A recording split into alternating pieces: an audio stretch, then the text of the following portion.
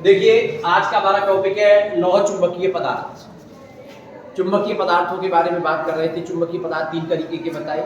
पहला आपका प्रतिचुंबकीय पदार्थ, दूसरा अनुचुंबकीय पदार्थ। दोनों को डिटेल में हम एक्सप्लेन कर चुके हैं। अब आज तीसरा लौह चुंबकीय पदार्थ। इसको एक्सप्लेन करना वैसे तो आसान है औरों से, क्योंकि अब हम समझ चुके हैं कि भाई होता क्या क्या है और कंपैरिजन करके हम काम कर रहे हैं। प्रतिचुंबकीय पदार्थ पढ़े, उसका उल्टा था अनुचुंबकीय में, और अनुचुंबकीय में जो होता है सेम होता है लौह चुंबकीय में। अंतर केवल इस बात का है कि अनुचुंबकीय में तो वो है फीबली, हल्का, और इसमें है स्ट्रॉन्गली, यानी एक तरह से ज्यादा। जैसे वो कहते हैं कि वो तो थोड़े से आकर्षित होते हैं, ये तेजी से आकर्षित होते हैं, स्ट्रॉन्गली आकर्षित होते हैं। समझ रहे हो ना बात को? तो जो प्रॉपर्टीज आपकी पाई जाती हैं किसके अंदर? अनुचुंबकीय पदार्थों के अंदर, वो सारी प्रॉपर्टीज स्ट्रांगली पाई जाती हैं लोह चुंबकीय पदार्थों के अंदर। तो अगर परिभाषा की बात की जाए तो परिभाषा तो सिंपल सी है। आप बता सकते हो कि भाई ये ऐसे पदार्थ होते हैं जिन्हें अगर आप चुंबकीय क्षेत्र में रखोगे तो वो क्या हो जाएंगे? वो तेजी से आकर्षित हो जाते हैं, वो स्ट्रांगली अट्रैक्ट होते हैं। ठीक है ना?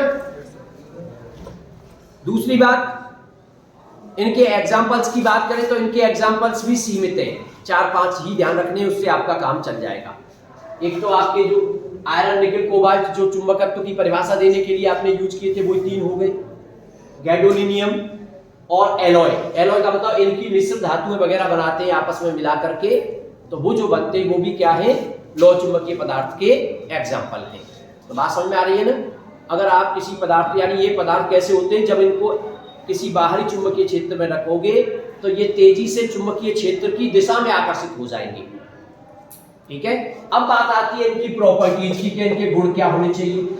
तो जो भी गुण आपने पढ़े हैं अनुचुंबकीय पदार्थ की, अनुचुंबकीय पदार्थों के जो भी गुण आपने पढ़े वो सारे गुण इसमें पाए जाएंगे लोह चुंबकीय पदार्थ में, और वो भी कैसे? स्ट्रांगली। ठीक है? तो उनको अलग से बताने की कोई आवश्यकता नहीं है, आप समझ जाएंगे। बस 2 चीजों का जरूर ध्यान रखना।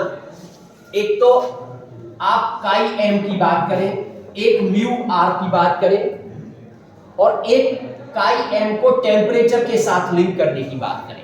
ये 3 पॉइंटों को समझना जरूरी है। पहली बात, म्यू आर की अगर आप बात करोगे तो इसमें म्यू आर की वैल्यू बहुत बड़ी होती है। अप्रोक्सीमेटली अगर आप इसकी वैल्यू की बात कर रहे हैं तो 10 की पावर 2 से लेकर के 10 की पावर 5 तक। ठीक है? अगर आप काई एम की बात करोगे तो काई एम की वैल्यू भी इसमें काफी बड़ी होती है, क्योंकि रिलेशन ही बता देता है भाई म्यू आर इक्वल टू होता है 1 प्लस काई एम।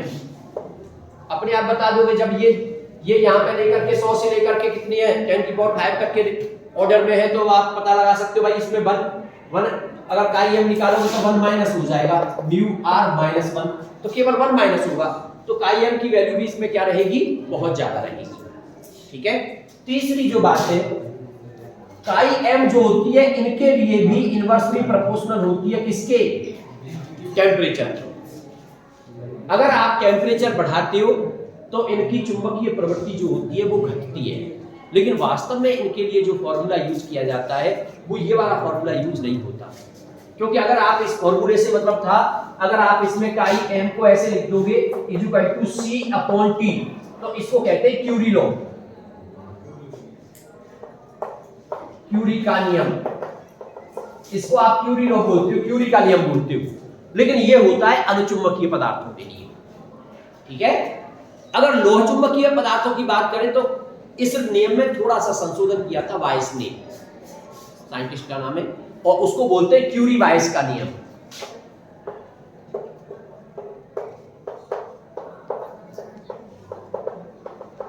और वो नियम क्या है? Chi M equal to C upon T minus TC। तो लौह चुंबकीय पदार्थों के लिए ये नियम काम करता है, Curie Weiss law, chi M equal to C upon T minus TC। अब यहाँ T तो टेम्परेचर हो गया, TC और एक नया टेम्परेचर निकल करके आ गया, इसको कहते हैं क्यूरी ताप या संक्रमण, ट्रांजिशन टेम्परेचर। तो यहाँ TC को आप समझ लेंगे, TC क्या चीज है यहाँ? क्यूरी ताप। या इसको संक्रमण ट्रांजिशन टेम्परेचर भी बोल देते हैं, संक्रमण ताप ऐसे भी कह सकते हो। और क्यूरी ताप की जो वैल्यू होती है अलग अलग, जैसे मान ली लोहे के लिए बात कर रहे हैं तो अलग होगी, आप बात कर रहे हैं कोबाल्ट की तो अलग होगी, निकल की बात कर रहे हैं तो उसके लिए अलग होगी, ठीक है ना। हालांकि पूछी नहीं जाती है पर फिर भी कंपटीशन वगैरह में कभी कभी पूछी भी जाती है, तो उसके लिए आप क्यूरी ताप के बारे में भी बता देंगे किसके लिए कितना होता है। अब देखिए, तो एक तो ये चीज हो गई भाई, हमारी समझ में आ गया कि इनकी जो चुंबकीय प्रवृत्ति है वो टेम्परेचर बढ़ाने के साथ घटती है।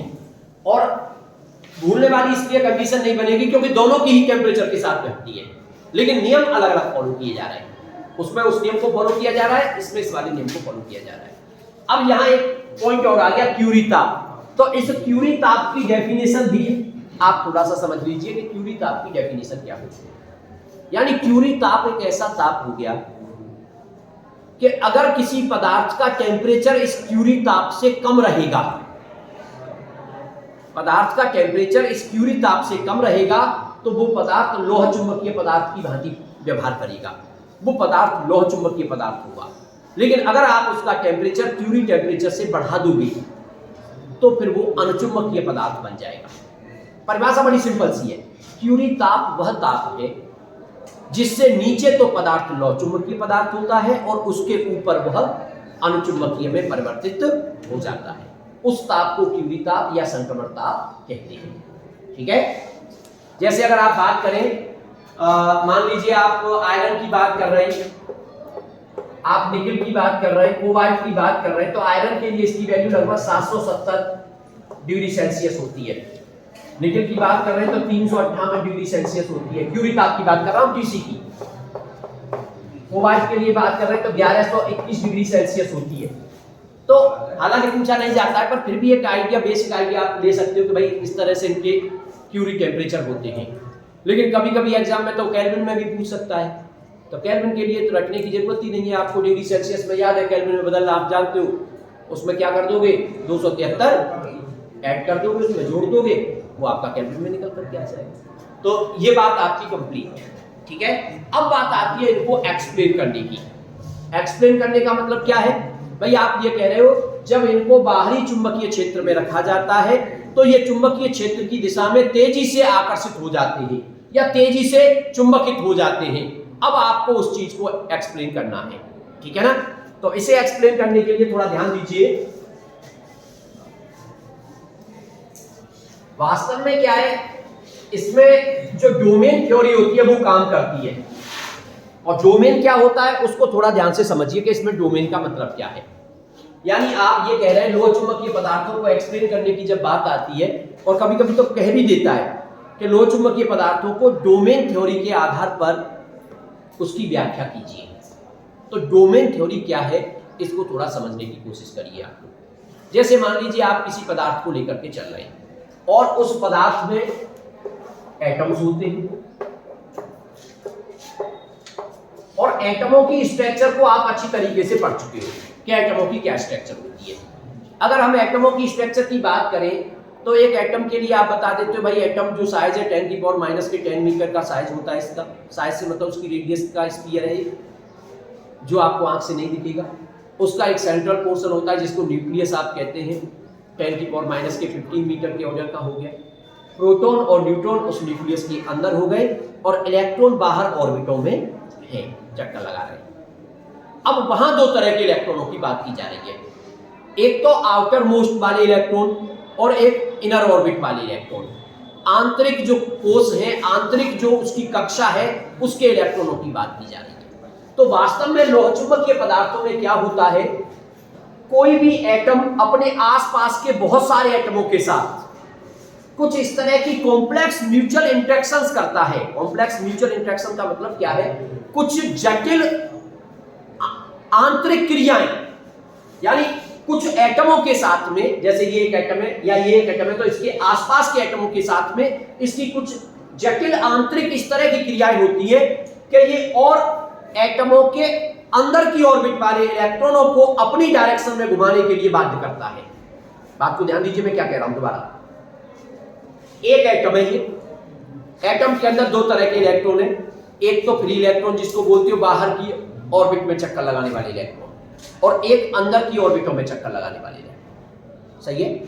तो इनमें कुछ ऐसी जटिल क्रियाएं होती हैं इन परमाणुओं के बीच में कि कोई एक परमाणु अपने आसपास के कुछ परमाणुओं के साथ कुछ ऐसी रिएक्शन में कहकर इंटरेक्शन कहें, कुछ ऐसी आंतरिक क्रियाएं उनके अंदर होंगी कि इसके जो अंदर की ऑर्बिटों वाले जो इलेक्ट्रॉन होंगे अपने आसपास के दूसरे एटमों की अंदर की ऑर्बिटों वाले इलेक्ट्रॉनों को अपनी डायरेक्शन में घूमने के लिए बाध्य करेंगे।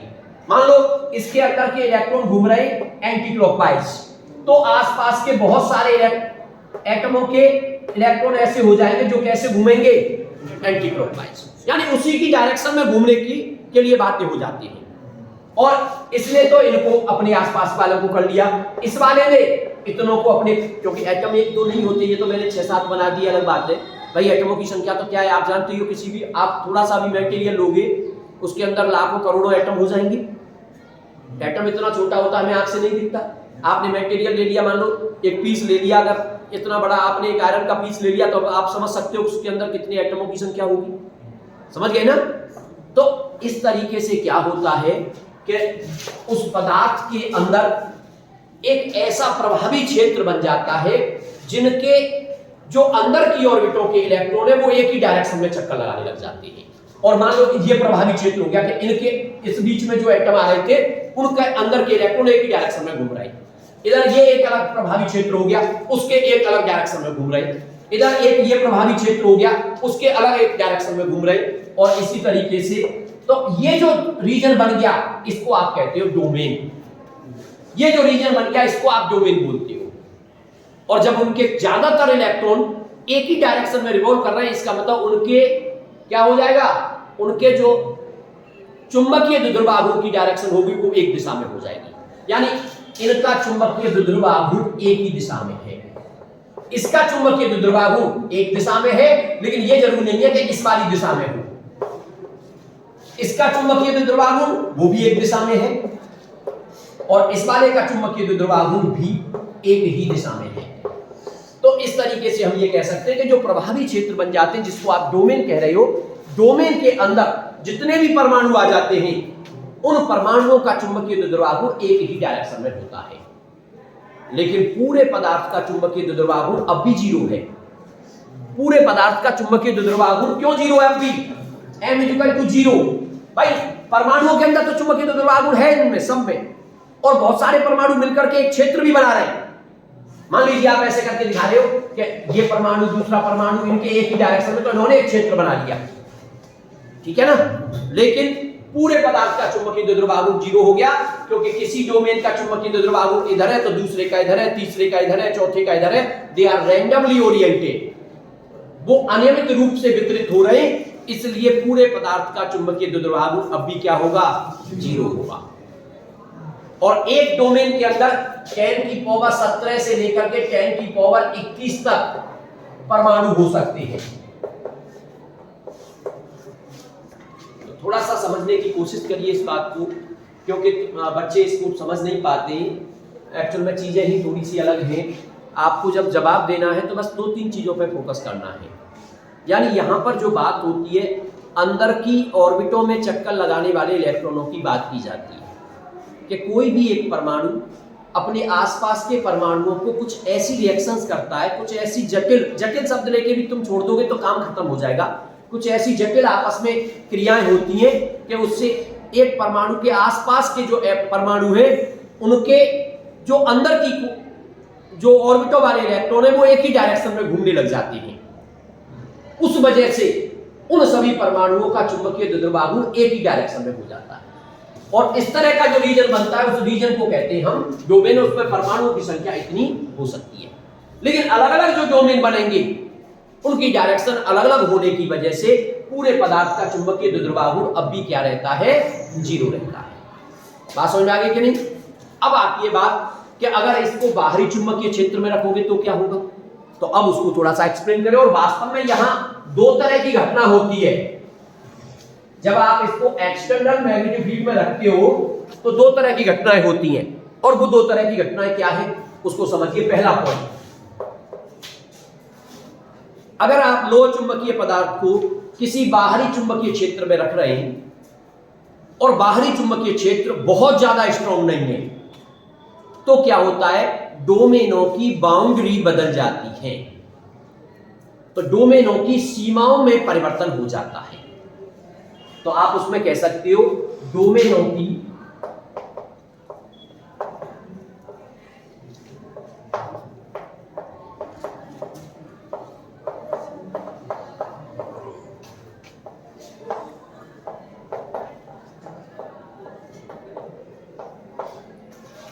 यानी जो डोमेन होंगे उनकी बाउंड्री बदल जाएंगी।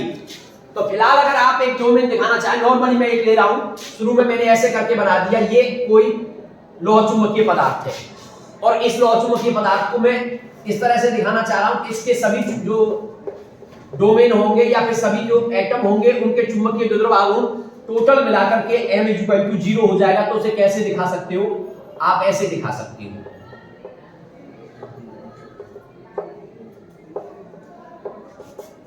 ऐसे भी दिखा सकते हैं, कोई प्रॉब्लम नहीं है, लेकिन इससे आप क्लियरली समझ जाओगे कि हाँ इसका टोटल जो आएगा वो क्या आएगा, 0 आएगा। आप उसको क्लियरली समझ सकते हो। अब आप क्लियरली देख रहे हो कि हाँ अब 0 होगा, क्योंकि कुछ का इधर है तो कुछ का इधर, जस्ट अपोजिट, कुछ का इधर है तो कुछ का इधर, यानी जस्ट अपोजिट। तो नेट चुंबकीय द्विध्रुव आघूर्ण = 0। ये कब है, जब तक आपने बाहरी चुंबकीय क्षेत्र अप्लाई नहीं किया तब तक है। लेकिन जैसे ही आपने बाहरी चुंबकीय क्षेत्र अप्लाई कर दिया तो एक घटना तो ऐसी होती है कि डोमेनों की सीमाओं में परिवर्तन हो जाता है। अब डोमेनों की सीमाओं में क्या परिवर्तन होता है, मान लीजिए आपने चुंबकीय क्षेत्र इस डायरेक्शन में लगाया, तो जब आप इस डायरेक्शन में चुंबकीय क्षेत्र अप्लाई करोगे, ऐसे करके आप बाहरी चुंबकीय क्षेत्र आपने अप्लाई कर दिया,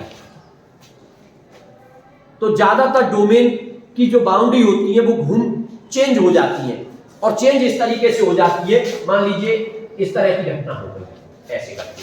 अब क्या हुआ, ज्यादातर डोमेनों का जो मैग्नेटिक डायपोल मोमेंट है वो तो चुंबकीय क्षेत्र की दिशा में हो गया, लेकिन कुछ का अभी भी दूसरी डायरेक्शनों में है।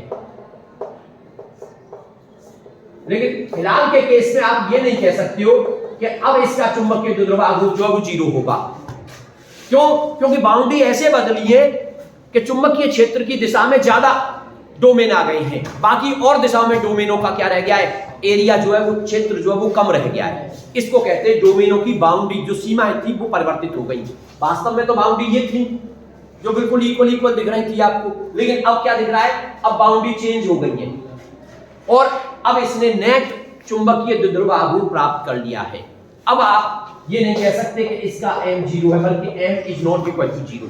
और वास्तव में अब इसका जो चुंबकीय द्विध्रुव आघूर्ण आ गया है उसकी डायरेक्शन भी चुंबकीय क्षेत्र की दिशा में ही आ गई है, क्योंकि ये दिशा वाले जो है इनकी संख्या इसमें क्या दिख रही है आपको, बढ़ती हुई दिखाई दे रही है। आप यही कहते थे कि अगर इनको बाहरी चुंबकीय क्षेत्र में रखेंगे तो ये चुंबकीय क्षेत्र की दिशा में क्या हो जाते हैं, आकर्षित हो जाते हैं या फिर मैग्नेटाइज हो जाते हैं। तो वो आपको दिख रहा है। तो पहला पॉइंट है डोमेनों की सीमाओं में परिवर्तन के कारण सीमा परिवर्तित हुई है यहां पे। और दूसरा जो पॉइंट होता है वो होता है डोमेनों के घूम जाने के कारण, यानी उसमें पूरे के पूरे डोमेन क्या हो जाते हैं, रोटेट कर जाते हैं।